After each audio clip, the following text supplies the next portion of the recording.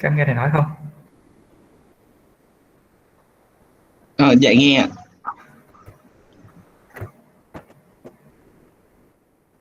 Right, so we yesterday we have finished the chapter of MOSFET, and today we will study in the next chapter. We will study on the about the multi-state amplifier and the differential amplifier. So a first question arises that why do we need to cascade or to connect the single-state amplifier together to build up a multi-state structure? So you see that in the case of BJT and as well as in the case of MOSFET, for each type of transistor, we have three different amplifier configurations. For example, in the case of the BJT, we have the CE, CC, and CB configuration. And also for the case of MOSFET, we also have three different configuration, including CG, CD, and CS configuration. However, to build up a complete, a good amplifier, we require three different requirements. They are the firstly, we need the high input impedance. Second, we need the low output impedance. And finally, and lastly, we need the high value of open circuit voltage gain. However, there are no amplifier configuration that satisfies all of those three requirements. So that's why we need to connect the single state amplifier together to build up a multi-state structure to satisfy all of these requirements. That is the reason why we need to do the connections of the single state configuration. And basically we have four basic multi-state configuration, including the cascade configuration. The cascade configuration is used by connecting the single state configuration together to build up a multi-state configuration. So that is the basic idea behind the multi-state structure. The second structure that we study is the cascade. You see that the name is quite similar to the cascade configuration. However, the cascade configuration is a special configuration which is used for the high frequencies amplifier. That is the amplifier operating at high and very high frequencies band. And then we will study the Darlington structure. The Darlington structure is the structure that allows us to have a very high value of current gain. And finally, we will study the differential amplifier. The differential amplifier is the structure allows us to remove the common signals or the noise at the input of the amplifier. So that is the content of this chapter. And for the first structure, the cascade configuration, as you see here, as illustrated in this figure shows us the multi-state or the cascade configuration with three different single state amplifier. So you see that the output of the first state will be connected to the input of the second state, and the output of the second state will be connected to the input of the third state, and that will keep going on if we have more states connected behind. And they are used to the multi-state or the cascade configuration is used to be able to meet the combined specification of a given amplification factor, that is the open circuit voltage gain, the input resistance that we need to, for a voltage amplifier, we need the high value of input resistance, and lastly that we need the output resistance. And let's consider the case of BJT. So the case of BJT, so we have basically for a single state, we have three different configurations. including CE, CB, and CC configuration. So if we combine the two-state BJT amplifier together, so 3 times 3, we have 9 different configurations. So as illustrated here, so in the first case, if the first state is a CE configuration and the second state is also a CE configuration, so you see that when we study in the chapter of BJT, the CE configuration provide an ability to have a very high voltage gain. However, we also study that the limitation of the CE configuration is it has the high value of output resistance or impedance. That is the drawback of the CE configuration. However, the advantage of the CE configuration is high voltage gain. So when we connect two CE configuration, two CE amplifier together, so we have a structure that provides a very, very high voltage gain. All right, so that is the first case. The second case, if the first state we use the CE configuration and the second state we use the CB configuration, that configuration is called as the cascade configuration, and its advantages is it provides the very high bandwidth. The third case, also the first state is still the CE configuration, but the second state is the CC configuration. So you see that the limitation of the CE configuration is the output impedance is high, right?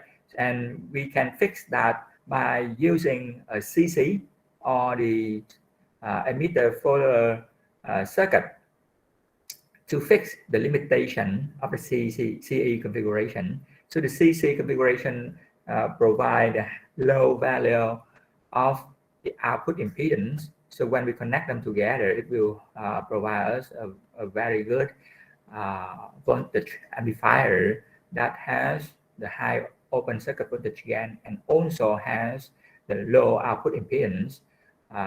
So you see that here it provides a high Z in, the input impedance, and low Z out or Z out, low output impedance, and that structure is called as the operational amplifier, or we call it in short as the op-amp. Now let's take a look at this circuit. So this is the basics circuit of an op-amp. To see that this, when we look at this circuit, it looks quite complicated, right? However, this circuit is composed of 5 different blocks. All right, the first block, as you see here, we'll study in details later. However, the first block, it has the role to provide a DC current source, and that DC current source is used to bias the BJT Q1, Q2, Q4, and Q5. And then we have the first state, the state number 1, and for this state, it yields differential amplifier structure. However, when we look at this structure, you see that we write the signal into the base. All right, so the input is the base, and we take the signal out from the collector. All right, so if we write the signal to the base and we take the signal out from the collector, so what is this configuration? What is the name of this configuration?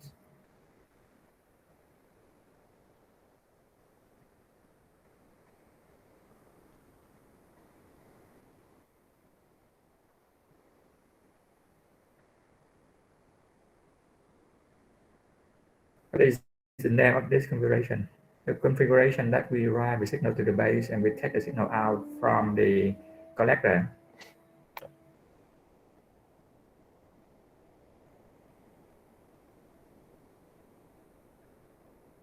What is it? Common emitter. That is the common emitter configuration. All right, so you see here, the differential amplifier, basically it is a CE configuration, the common emitter configuration. All right, And this structure will help us to provide the good or the high value of voltage gain.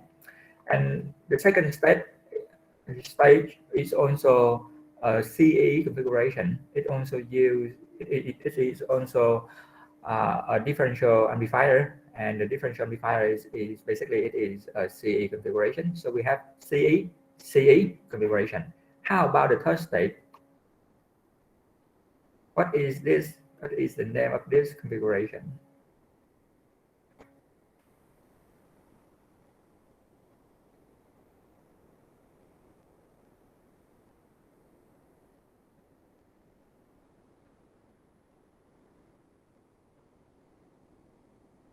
It's the CC configuration, sir.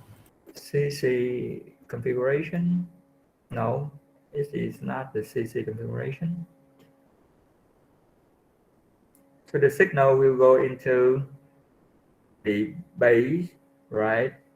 And the signal go out from here.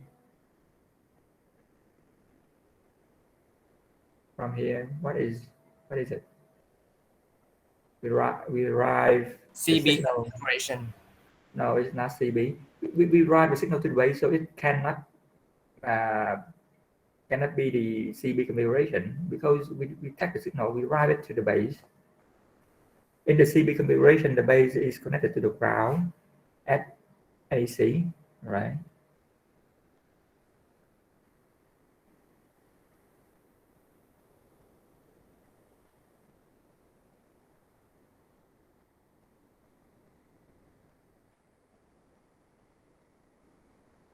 Let's think. So should be a CE configuration, right? We drive the signal to the base, so it cannot be the CB configuration. All right. We take the signal out from the collector, so it cannot the CC configuration. So this must be the CE configuration. So we have 1, 2, 3 different CE configuration. And how about the last case? The last stage. What is the configuration of the last stage?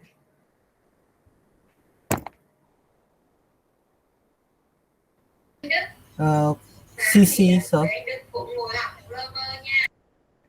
CC configuration? Yes, it is.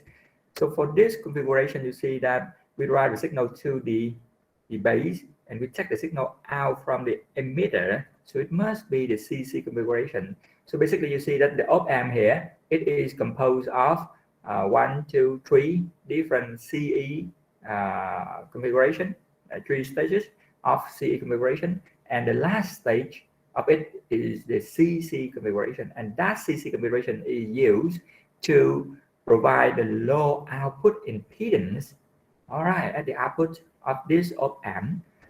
All right, we will study about this circuit in details later. However, right here we have an overview of it. All right.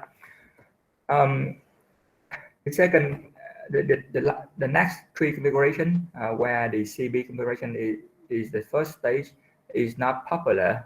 It is used as the current buffer, but not so popular in reality. Right here we have a Darlington structure where we use the 2 CC configuration, 2 common collector configuration, and this Darlington structure will provide us a very high current gain. All right, we will study about that in details later. And the last scenarios where you have just seen in the op-amp structure, the differential amplifier. So it is composed of the CC and the CB configuration, and it will provide the high voltage gain and the bandwidth. And as well, the differential structure will provide us an ability to reduce the noise at the input, the effect of the noise into the circuit. All right. Now for the cascade configuration, the idea is very simple. We connect the 2 single state amplifier together to build up a multi-state configuration. All right. And for this circuit you see here, in this circuit we use transistor Q1 and Q2, and Q1 basically it is a CE configuration, And also the second state using Q2 is also a CE configuration. So in this circuit, we connect the two CE configuration together to build up a cascade configuration. And this structure will provide an ability to have a very high voltage gain. In order to do the analysis for this circuit, we will do the same as for the case of single state amplifier. We also have to do the DC analysis first, and then we do the AC analysis.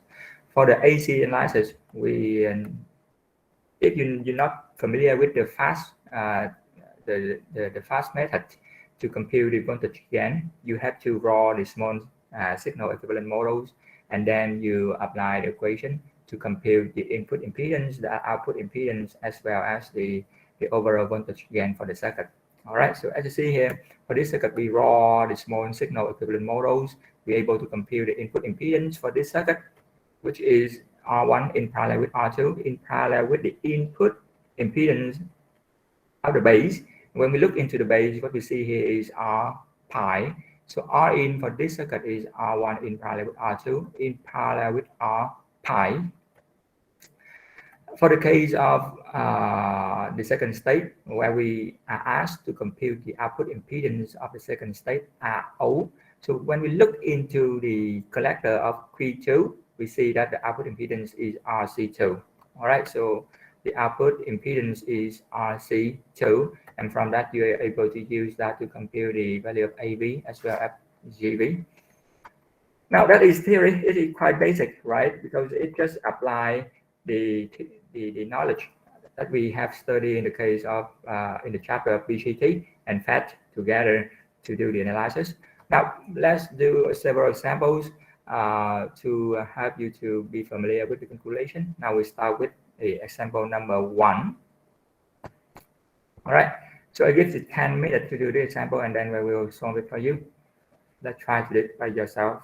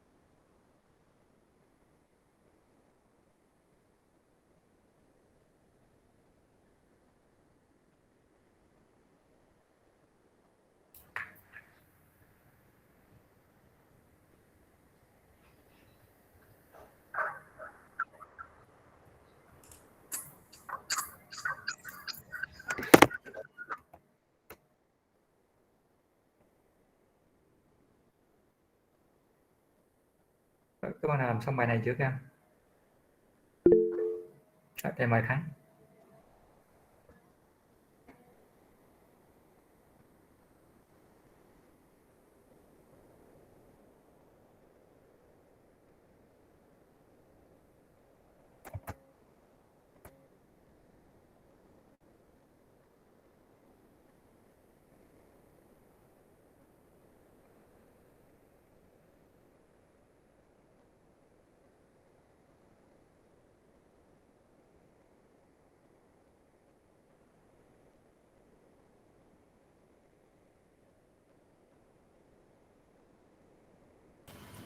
Could you see my screen, sir?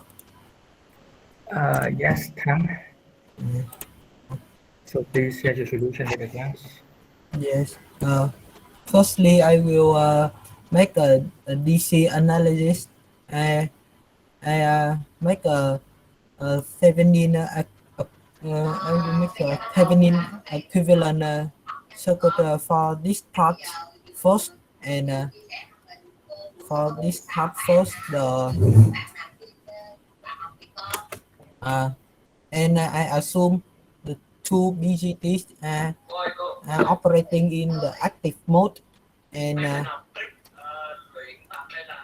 firstly I make the KVL for loop 1, and I can find this current and the voltage S D2 and E2 here, and also the current is the collector of the Q2 here, this current, and next I will next I make the KCL at this node, and I make the KCL at this node. The IC2 is equal to IB2 plus the I2 here, and I can find the IB1, the equation between IB1 and VC2, and then I make the KVL for this loop. I make the KVL for this loop to find the VC2.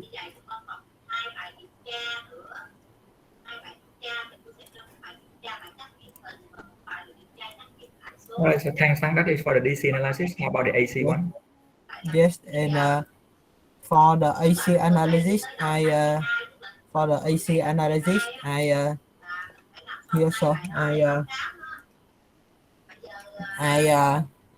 yes, sir, I use the I when I get the Q point here, I calculate, I draw the small signal equivalent circuit, and I find RP2, GM2, RP1, and GM1, and then I find the ratio between V21 to VI, V pi 1 to V pi 2, and V0 to V pi 1, and then I make a and I multiply these two numbers, I get the GV. But the result that you get here is quite different from the result that you get in the solution on slide. Yes.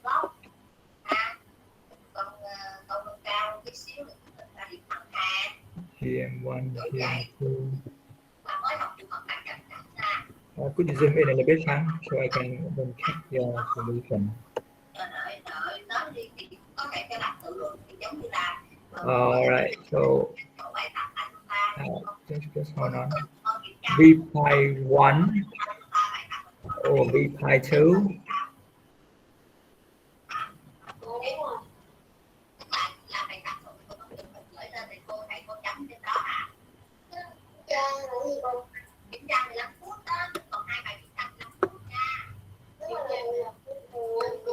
Are there anyone who have different result here?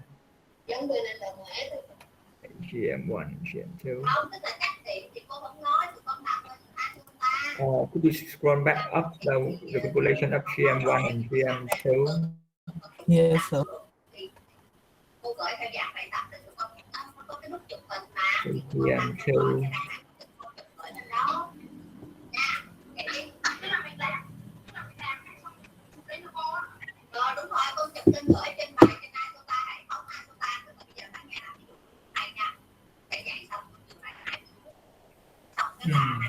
Get a different result here.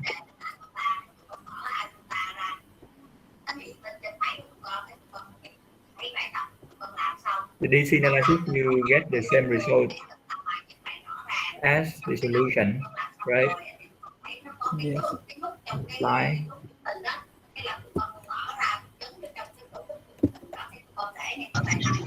I have same solution with Thắng. Who have the same result? You get the same result solution with Thắng, right? Yes, I have same solution. I will double check that. All right. So I can Thắng, can share your sharing. I will share my screen now. Okay, sir. Thank you. All right, can you see my my screen sharing? Can you see here? We get GV can be computed by compute V out over VSIG, and it equal V out over VB1 times VB1 over VB2 times VB2 over VSIG. V out over VB1, that is minus RC2 in par with RL divided by RE of Q1, right? VB1 over VB2, here's VB1,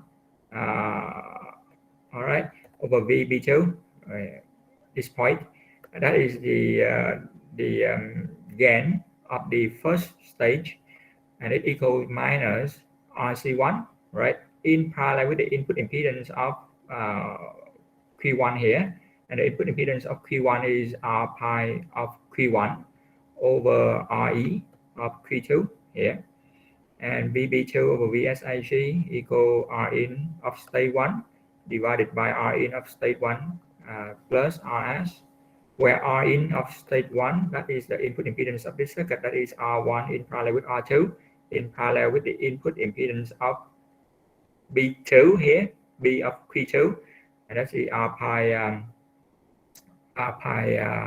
of Q2. All right, as you see here, so that is the solution, and you put the number in. When we do the simulation on PSPI, we get the same result as you see here. And the result that we get on PSPI, you see here, the voltage gain, the AC voltage that we measure here. So you see that we use the Prof to measure the AC voltage here. Remember that the input, the VSIG is 1 microvolt, and then we measure the output voltage, and then we make a division to get the voltage gain. So, and I do the simulation on PSPI, the value that we get here is 4.783 millivolt divided by 1 microvolt. So we get the voltage gain around 4,783 and 80, around that. But I will double check the result that you get here when you make the calculation, and you get GV approximate 6,000. Right. We'll double check and let you know later. All right, we move to the example number 2. All right. For example number 2, I take this example from the textbook by Donald Niemann. But in the textbook of Donald Niemann, because I use the same examples that we get that we have in that textbook. However, in the textbook of Donald Niemann, they write the equation slightly different from the textbook by Sarah Smith. They define ID equal Kn not a half of kn. In the case of in the textbook of Sarah and Smith, we have ID equal a half of kn times VGS minus VTN on square. All right. In the case of the Neumann, they bring the value a half into kn. So instead a half here, they bring it to the value of kn. So we get kn equal a half of mu n cox w over L. All right, so let's try to do this examples by yourself to see what is the results for this one. All right, so I will do it.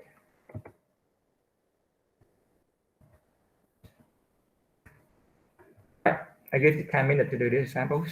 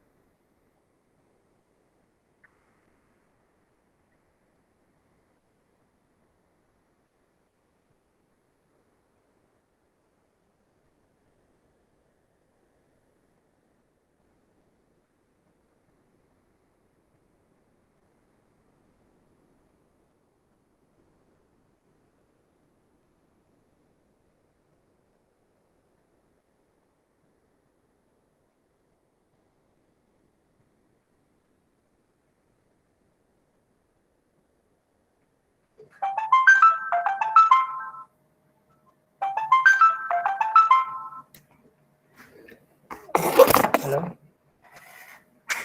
Nghe tụi mình. Lâu quá anh Trung gặp.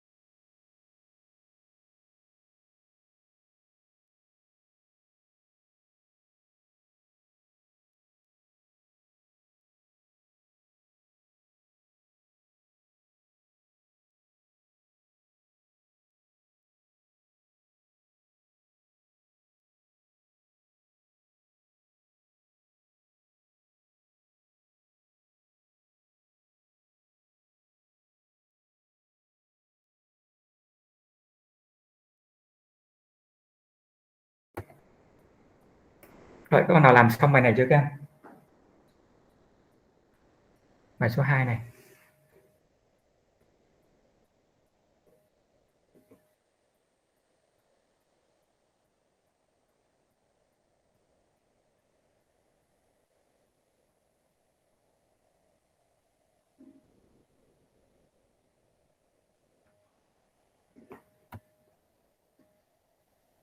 Ok, cho các em thêm ít phút ha.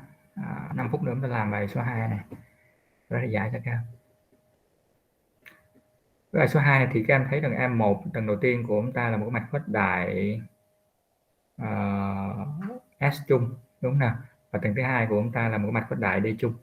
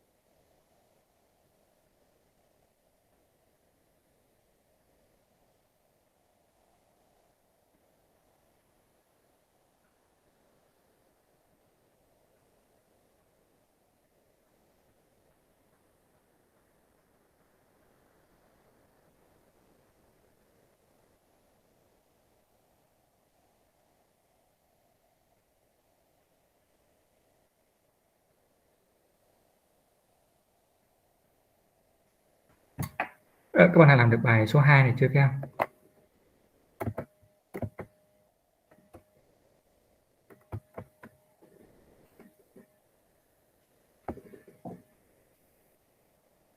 Các bạn đã làm xong phần DC chưa?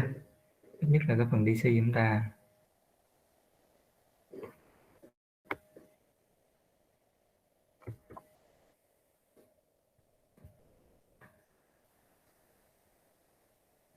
Thực ra là DC thì chúng ta đã được cho kết quả rồi ha các em. Chúng ta có thể tính lại cũng được. Nhưng chúng ta cơ bản đã được cho kết quả là ID 1 chúng ta là 0.2 mA và ID 2 là bằng 0.5 mA rồi.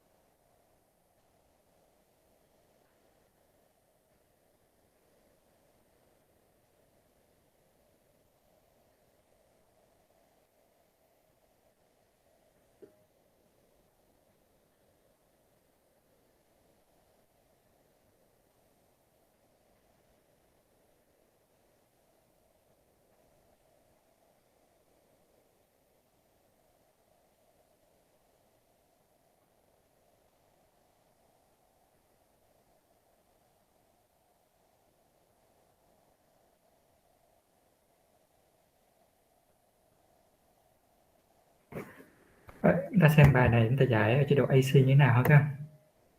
Và chúng ta được yêu cầu tính là tổng trợ ngõ vào, tổng trợ ngõ ra và cái độ lời tổng của mạch, tức là tỷ lệ giữa V out chia cho VI. Cái này thầy nói tiếng Việt chút xíu nha, cho nhanh các em hiểu rõ cái bài toán này của chúng ta. Như vậy tổng trợ ngõ vào đây chúng ta thấy là gì các em? Ở cái tầng thứ nhất này nó chính là R1 song song R2, được không nào? Chính là 383 kg song song với 135 kg, thì đâu đó tổng trợ ngõ vào RI này sẽ rơi khoảng 100 kΩ. Tổng trợ ngõ ra tức là mình nhìn vào cái chân S2 này, được không nào? Thì nhìn vào đây mình thấy gì các em? Xuống đất là chúng ta đi qua cái RS2 8 kΩ, và từ đây nhìn vào thì các em thấy được rằng nếu ta dùng cái mô hình là mô hình T-model thì mới nhìn thấy là khi nhìn vào chân S thì mình sẽ thấy là chính là cái điện trở với chỉ là 1 chia cho GM mà. Như vậy R out này chính là RS2 song song với 1 chia GM2. Mà cái GM2 này thường là 1 chia GM2 này thường rất là bé, do đó cái tổng trợ ngõ ra nó sẽ giảm xuống thấp là bị ảnh hưởng bởi cái giá trị 1 chia GM2 này. Và đó cũng chính là cái mục tiêu của cái mạch khuếch đại D chung ở tầng thứ hai này của chúng ta. Rồi nó mới được yêu cầu tính GV. Thì để tính GV thì các em thấy được rằng là chúng ta sẽ có 3 phần tính toán khác nhau. Cái phần thứ nhất là cái độ lợi của tầng thứ hai, tầng thứ hai, cái phần thứ hai là độ lợi của tầng thứ nhất, và phần cuối cùng nữa là cái phần quyết định bởi cái mạch chia áp bởi RI và RSSI, được không nào? Như vậy V out chia cho VI này thì chúng ta sẽ tích tách thành là V out chia cho VI2 rồi nhân cho VI2 chia cho VI1 rồi nhân cho VI1 chia cho VI, được không nào?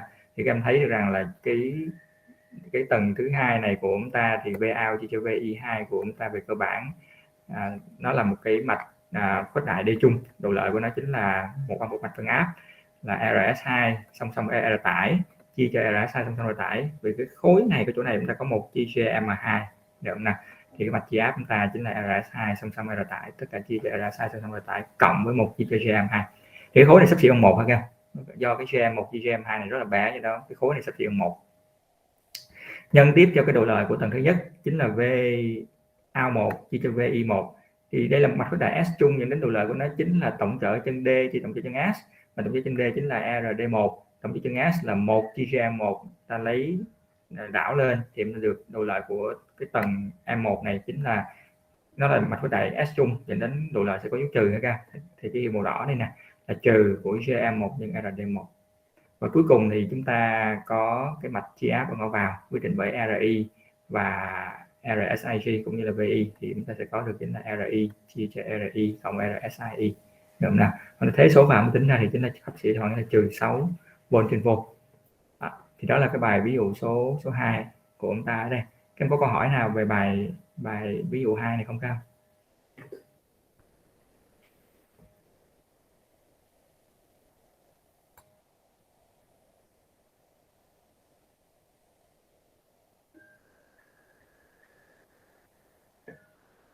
Rồi chúng ta còn khoảng nửa tiếng nữa trong buổi học ngày hôm nay, thì thầy muốn dành nửa tiếng còn lại thì để chúng ta làm một cái bài tập sau, được không nào? Đó, để xóa cái tập số đi nhé.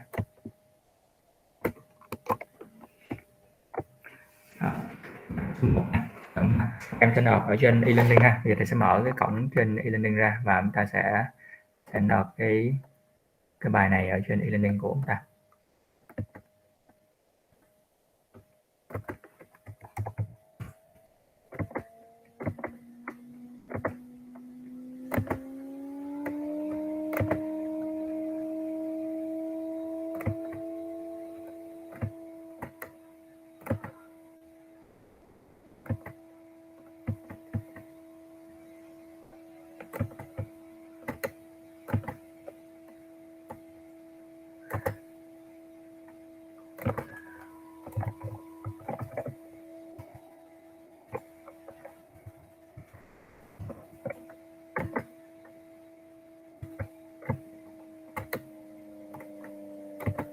Cho các em 30 phút làm bài này ha các em. Lên đến 11:45 ha.